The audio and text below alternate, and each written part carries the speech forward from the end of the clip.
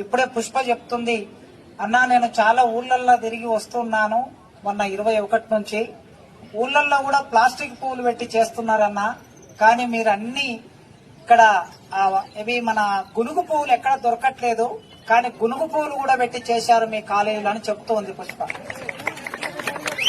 Arts college అనేది ఇంత అందమైన ప్రాకృతిక సౌందర్యం మధ్యన ఉండటమే కాదు, మా పిల్లలు అందంగా ఉంటారు, మా స్టాఫ్ అందంగా ఉంటారు, మా మనసులు అందంగా ఉంటాయి. రూపాలు మాత్రమే కాదు, మనసులు కూడా అందంగా ఉంటాయి, మనుషులు అందంగా ఉంటారు. ప్రకృతిలో ఏదైనా సరే మనం చేసే పని ద్వారా ఈ ప్రకృతి మనకు చాలా ఇచ్చింది, దానికి నష్టం చేయకూడదు.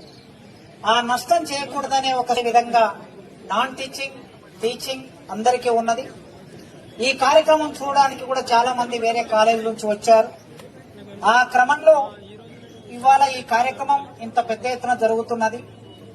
మీ అందరికీ తెలుసు, గోరటి వెంకన్న కూడా బయలుదేరాడు, ముఖ్య అతిథి ఆయన ఒక 40 minutes లో ఉంటానని చెప్పి ఇప్పటికీ 20 minutes